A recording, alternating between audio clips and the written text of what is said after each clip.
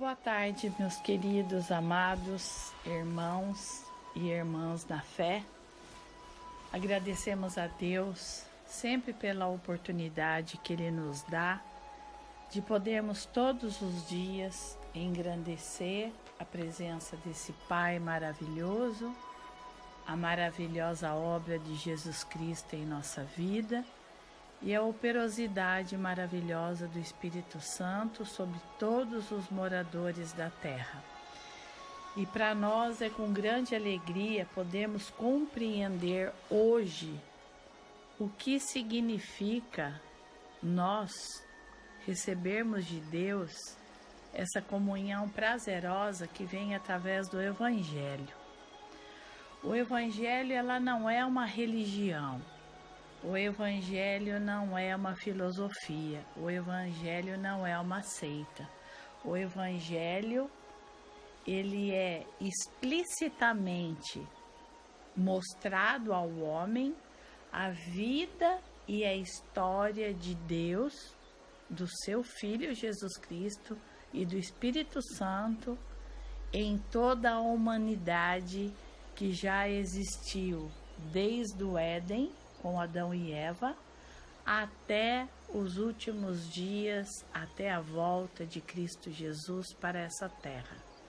Mas ele não virá mais como homem como veio, mas virá em glória nos céus arrebatar a tua igreja. Mas não é esse assunto que eu vou administrar o coração de vocês hoje, através do Espírito Santo que revela em nós a sua palavra. Hoje nós vamos avaliar 2 versículos, que ele nos diz assim, como que é esse evangelho se ele não é uma religião?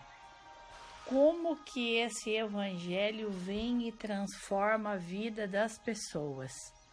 Como que o evangelho é um procedimento que Deus diz que recebemos esse evangelho por adoção. Então nós vamos refletir nesses versículos e vamos abrir o entendimento para podermos entender o que ele está dizendo aqui. Em Romanos 1, versículo 16, o apóstolo Paulo escreve com bastante autoridade e propriedade, entendendo o que o Evangelho é. Ele faz essa citação: não estou envergonhado do Evangelho a respeito de Cristo, porque é o poder de Deus para a salvação de todo aquele que crê. Essa mensagem foi primeira pregada só aos judeus, mas agora também para os gregos. Vamos entender o que esse versículo está dizendo, o que o apóstolo Paulo está dizendo nessa carta que ele está escrevendo, e essa carta é a justiça, como vivem os filhos de Deus pela fé. Então ele diz assim, que ele não envergonha do Evangelho, porque esse Evangelho fala a respeito de Cristo. Quem é o Cristo? Filho de Deus, que Ele deu para nós, para que nós recebemos os perdões dos nossos pecados, o perdão dos nossos pecados. Porque se nós não tivéssemos recebido Jesus como nosso Salvador, nós não teríamos os nossos pecados perdoados. E por não termos os nossos pecados perdoados, nós não podemos passar a eternidade com Cristo, com Deus, nosso Pai, reconciliado com Ele através do seu Filho, e nem com o seu Santo Espírito, que é a trindade do corpo dessa maravilhosa obra que se manifestou aos homens de toda essa terra que Deus criou. Então ele diz que ele não envergonha do Evangelho, porque é o poder de Deus para todo aquele que nele crê e é salvo. E essa mensagem foi mostrada primeiro para os judeus, mas depois foi para os gregos, para os gentios e para todos que estavam ali naquele momento, naquela época, que ele estava numa cidade romana Jesus, né, depois de adulto já, quando ele estava fazendo a obra, e ele terminou seus dias ali, em Roma. Então, ele viveu com muitos tipos de crenças, de educação religiosa. Os judeus, que eram os mentores da Torá, que escreveram ali e citavam a Torá.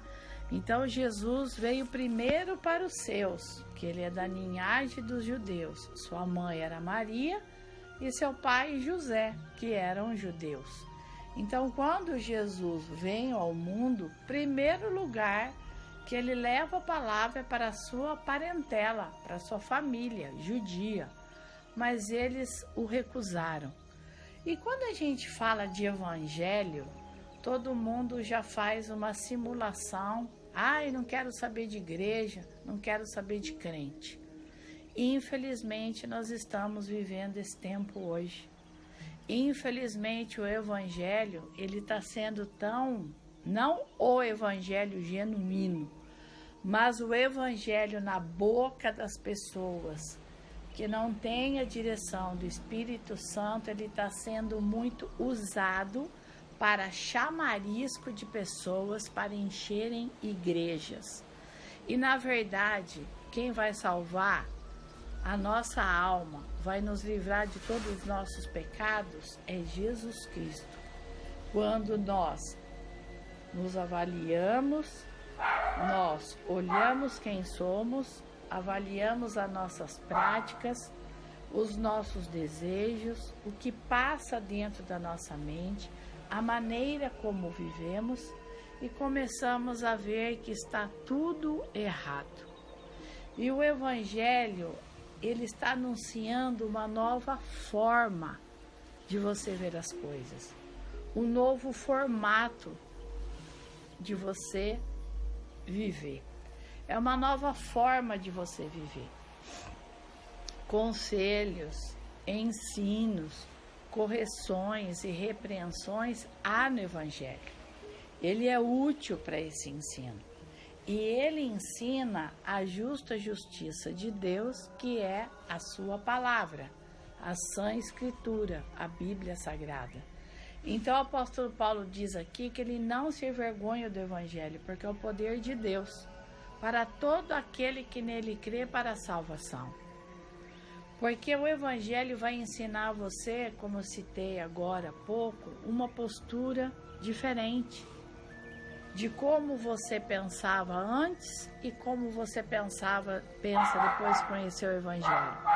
A postura que você tinha em tratar o seu próximo antes de conhecer o Evangelho e a postura e o procedimento que você tem depois que você conhece o Evangelho. Então, ele é uma transformação para a nossa vida. Ele muda a nossa vida, porque ele tem esse poder. Porque as palavras que ele traz para o nosso coração são ensinos preciosos que Jesus nos diz. E o que esse Evangelho mostra para nós em relação à vida debaixo do sol?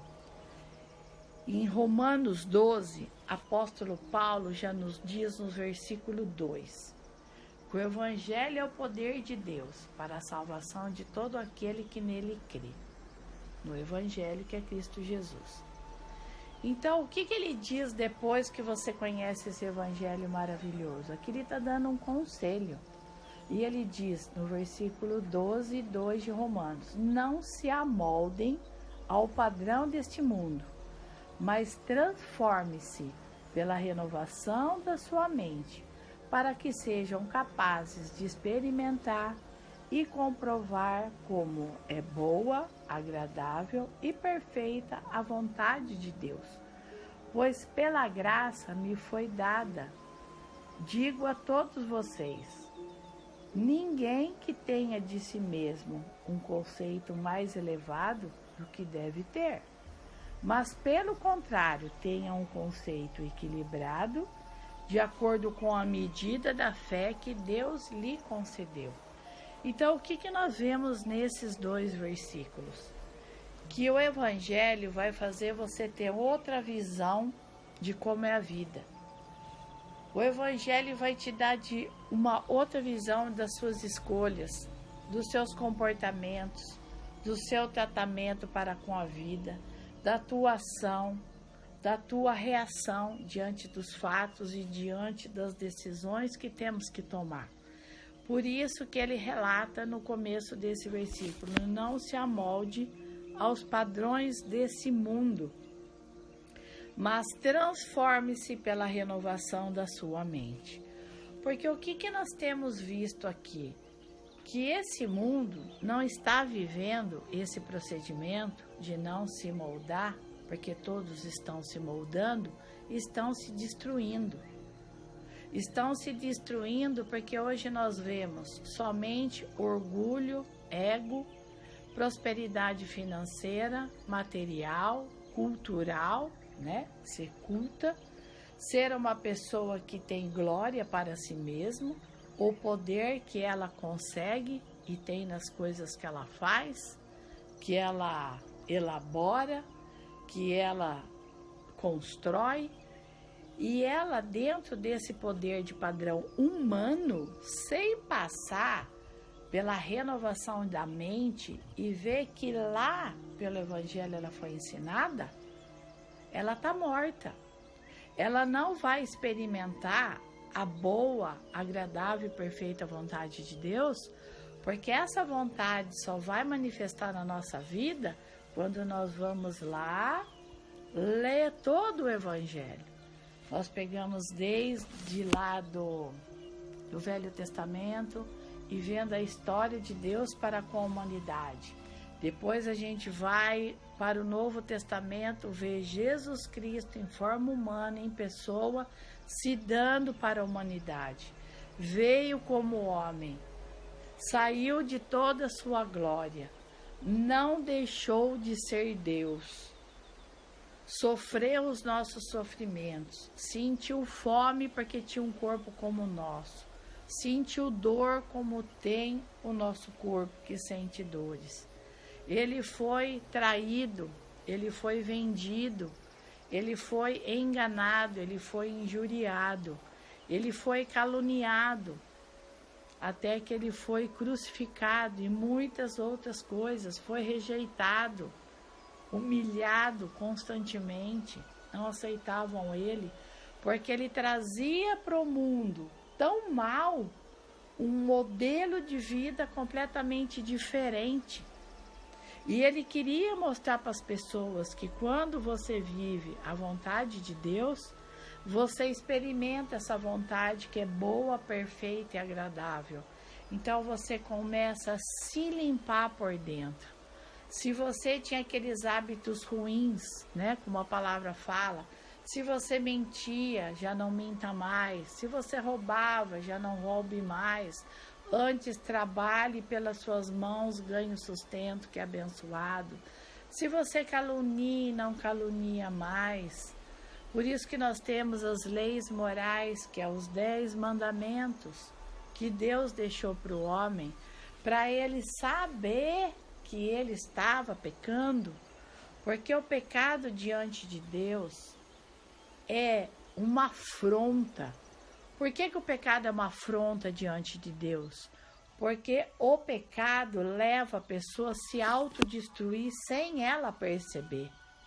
Porque como o pecado faz mal para ela mesma, porque ela vai se contaminando, é a mesma coisa nós ficarmos sentindo um cheiro de um gás tóxico. Nós vamos nos intoxicando o nosso corpo e podemos vir a óbito físico. O pecado é a mesma coisa, nós vamos começar a ter procedimentos que vai fazer mal para a nossa alma, para a nossa mente, para os nossos sentimentos, para a nossa área emocional, psicológica, espiritual. E você vê que ele nos 10 mandamentos, Deus explica direitinho. Ama o Senhor seu Deus em primeiro lugar, porque não tem como você ter vida desligado daquele que te criou.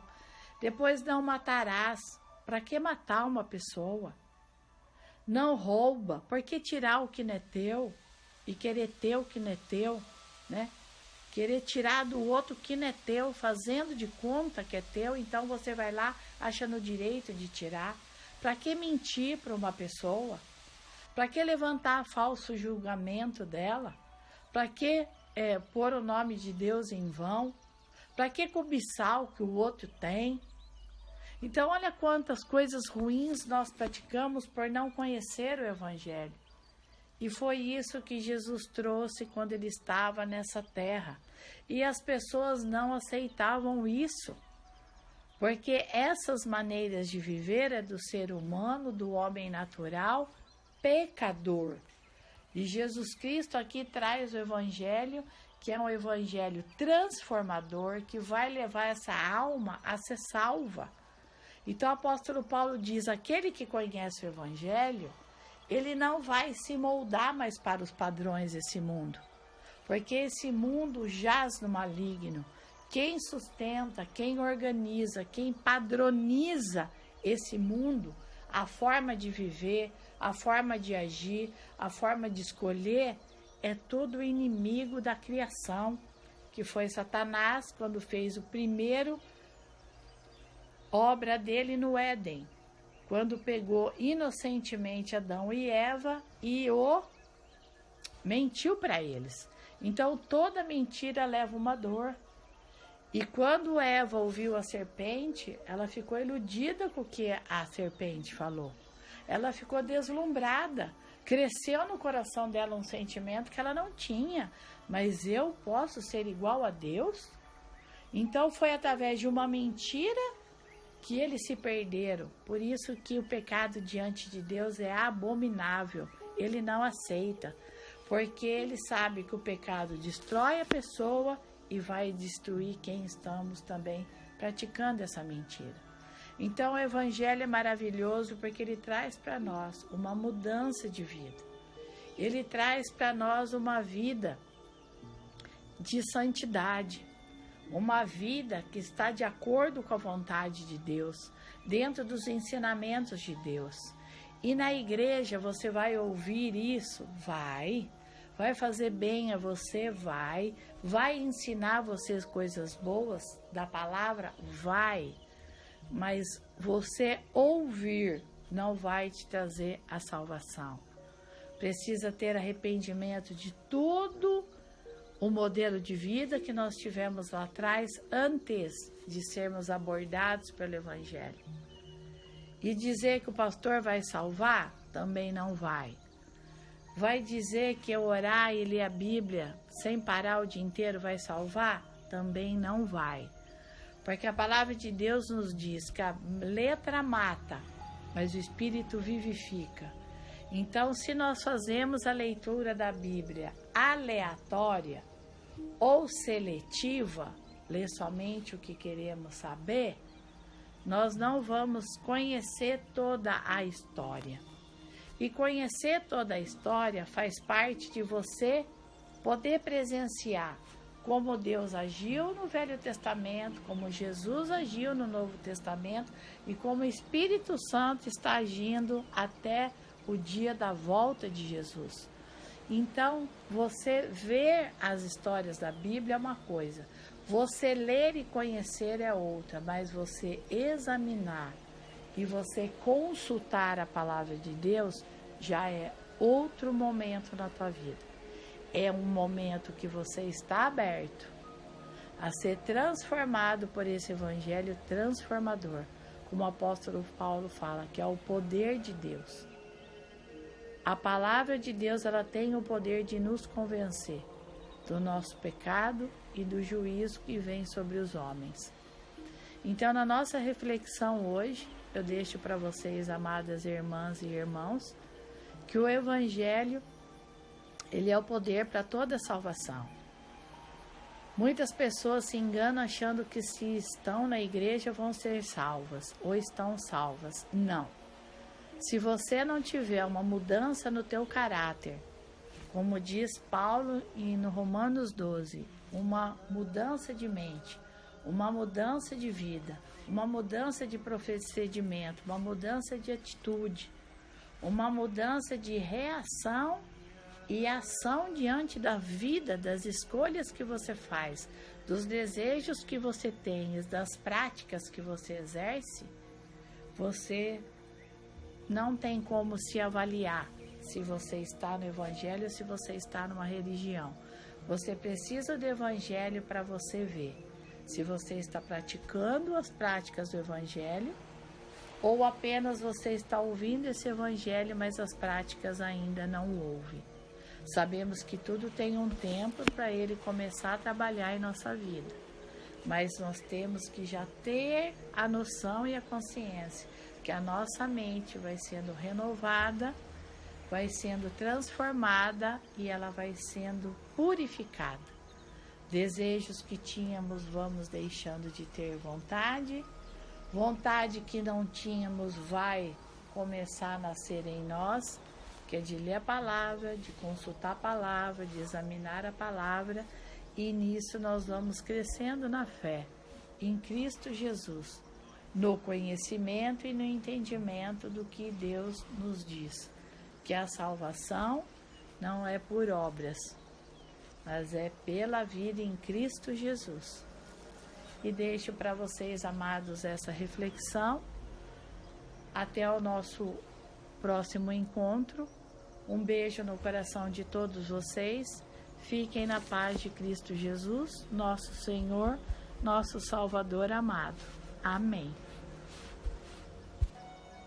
Boa tarde, meus queridos, amados irmãos e irmãs na fé.